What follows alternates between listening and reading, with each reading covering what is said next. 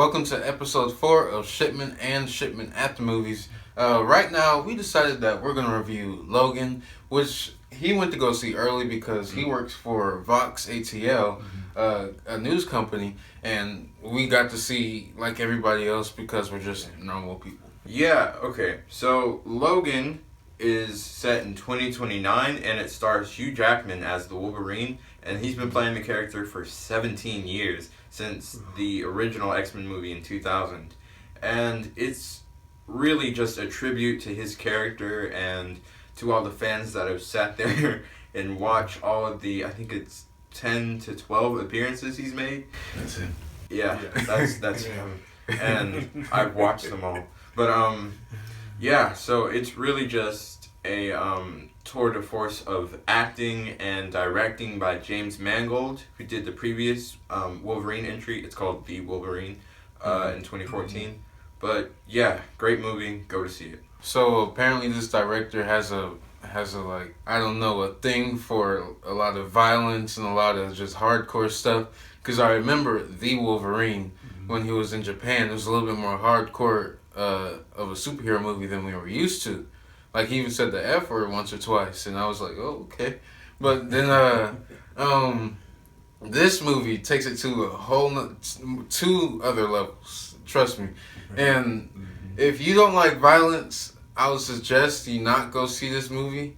If you can handle The Walking Dead, I would say go see this movie. That's about where I'd say it is. Yeah, it does have an R rating, so no kids for this one, even though there's a kid in it. It's real inappropriate, so...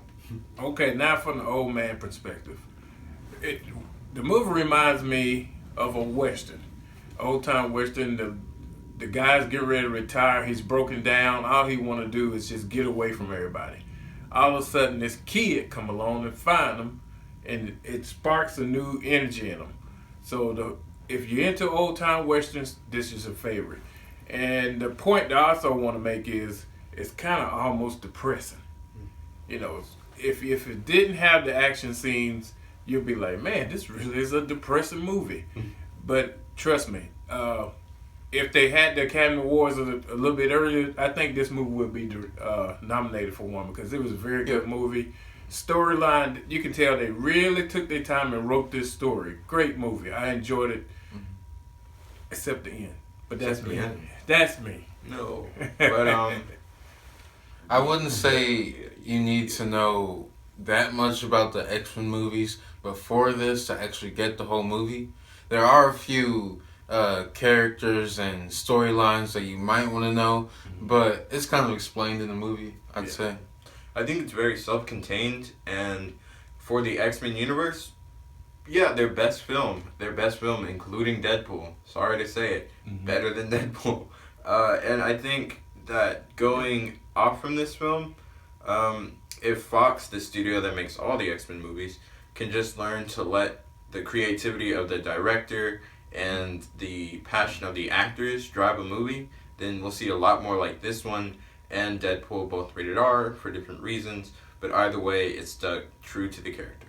And that's important. I'd definitely say it was a good idea to let the director and some of the actors just be who they are and actually make a good movie. Because me and Khalil were sitting down watching Iron Man 2 today, and yeah, it's a good movie the first time or second time you go see it, but it gets kind of corny and drawn out and cookie cutter after you actually realize what the movie is. It's not unique in the sense of it having its own unique music. It's not unique in the sense of it having its own style of directing, and it's not unique in the sense of it having a deep storyline like Logan did. But just to remind you, Logan, really great movie. The storylines, everything. Oh, and let me mention this. The person that plays the child in the movie, her name is Laura in the movie. That's not really spoilers. But the actress is Daphne Keane. She is fantastic. I really hope to see her again in the next movie. Just her mannerisms and... yeah, her mannerisms really have it down, and they casted her just right because she really does look like the main character. It's great.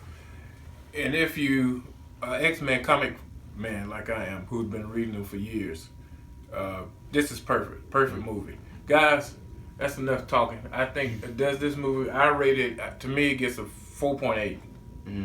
just because it did drag one little time. But Yeah. yeah, just one little time, and of course, like I said, I ain't too much care for the ending. Yeah. That's just me.